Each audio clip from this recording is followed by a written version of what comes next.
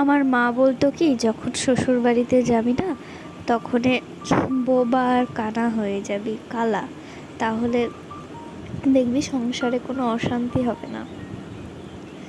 তো সেটাই মেনে চলেছি। আর আমার বর বলতো, দেখো এটা তোমার নিজের বাড়ি, আমার মাকে তোমার নিজের মা মনে করবা। আচ্ছা তোমরা একটা সত্যি কথা বলো তো, শাশুড়ি মাকে কি নিজের মার মতো ব্যবহার করা যায়? তার সাথে বলো তো, যায় না দেখবে। কেন বলো তো? নিজের বাড়িতে থাকলে না, তোমার যখন ইচ্ছা তখন তুমি ঘুম থেকে উঠবে, যখন ইচ্ছা তুমি খাবে, যখন ইচ্ছা তুমি মানে যেটা ইচ্ছা খুশি সেটা করবে, কিন্তু সেগুলো তোমার মা মেনে নেবে। কিন্তু তোমার শাশুড়ি মা কি মেনে নেবে?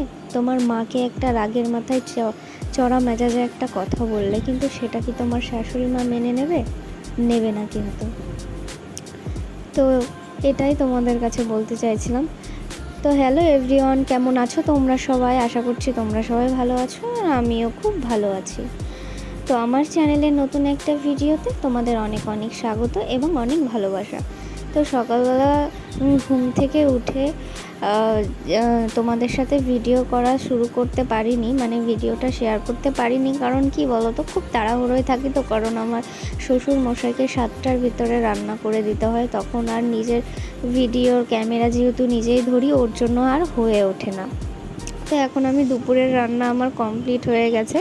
রান্নার পরে আমার যে সমস্ত কাজগুলো থাকে খাওয়ার আগে পর্যন্ত, সেই সমস্ত কাজগুলো আমি তোমাদের সাথে শেয়ার করছি। তো এখানে দেখো, আমি আমার রান্না করার পরে কিছু থালা বাসন হয়েছিল। আর আজকে যেহেতু শনিবার, ওর জন্য আমাদের বাড়িতে আজকে নিরামিষ রান্না করা হয়। তো ওর জন্য প্রেশার কুকারে আমি ডাল সেদ্ধ করেছিলাম ওর জন্য। আর প্রেশার কুকারটা মাজতে জানি না কার কেমন লাগে, আমার না ভালো লাগে না, কিন্তু কি করব বলো, মাজতে হয়। তো এদিকে আমি ঠাকুরের থালা বাসনগুলো আজকে সকালে আর মাজতে পারিনি, ওর জন্য এখন আর কি মেজে নিচ্ছি। কারণ আগের দিন রাত্রে না অনেকটা সময় কারেন্ট ছিল না, আর রাত্রে ঠিক মতো ঘুমও হয়নি। আর আজকে একটু দেরি হয়ে গেছে উঠতে, 5:30টার দিকে ঘুম থেকে উঠেছে। আমি অনেক সকালেই ঘুম থেকে উঠি, যেহেতু আমার গ্রামে আমার শ্বশুর বাড়ি, ওর জন্য একটু দেরি করে ঘুম থেকে উঠি।